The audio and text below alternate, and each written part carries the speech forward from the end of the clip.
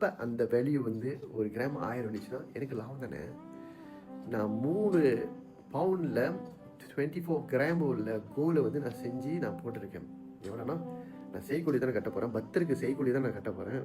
இருந்தாலும் நான் கோல் நான் தானே கொடுத்து நான் செய்கிறேன். ஆமாங்க, உங்களுக்கு பத்திரிக்கை கிடச்சா நீங்கள் செய்யலாம்ங்க. நீங்கள் இப்போயே இதை சேமிப்பணும். வருஷம் கழிச்சு ஒரு ஒரு நல்ல விஷயம் உங்கள் வீட்டில் நடக்கும் போது, கல்யாணமா இல்லை ஏதாச்சும் ஒன்று நடக்கும் போது நீங்கள் இதை விற்கலாம். இல்லை நீங்கள் கோல் செஞ்சு கூட போட்டுக்கலாம் தானேங்க. எந்த ஒரு பிரச்சனையும் இல்லை தானே. இதுதான் வந்து எல்லாத்துக்கும் சொல்கிறேன். நீங்கள் வந்து இதை வந்து இது கோல்பா, இது நான் வச்சுக்கிட்டு என்ன பண்ணுறதுன்னு அப்படி நினைக்காதீங்க. இது கோல்பா, இது நான் வச்சுக்கிட்டு என்ன பண்ணுறதுன்னு நினைக்காதீங்க. இது பியூர் கோல்பாங்க. இது பாருங்க 999.9 24 கேரட் 9.9 24 கேரட். இன்னைக்கு இதோட விலை வந்து 493 1 கிராம்ங்க.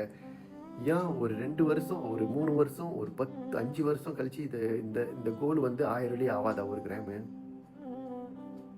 சொல்லுங்க, 1000 வெள்ளி ஆகாதா இந்த ஒரு கிராமு? பாருங்க, என் கண்ணுக்கு அழகா இருக்கு. ஒரு 50 காசோட இதில் தான் இருக்குது. 50 காசோட இதில் தான் இருக்கு. பாருங்க எவ்வளோ பெருசாக இருக்கு பாருங்க.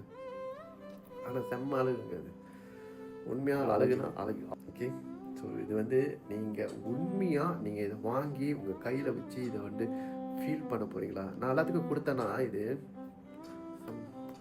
எல்லாத்தையும் கொடுத்தேன்னா இதை வந்து நான் இப்படி தான் கொடுப்பேன். ஏன்னா வந்து இது வந்து ஒரு நல்ல ஒரு என்ன சொல்லுவாங்க, ஒரு பாசிட்டிவ் வைப்ரேஷன் ஒரு இது இருக்கும்ல, இந்த மாதிரி தான் கொடுப்பேன். ஒரு உள்ள கையில் வச்சு இது வந்து இந்த அவுராவை வந்து நம்ம எடுக்கிறோன்னா நம்ம வந்து இதை வந்து யோசிங்க.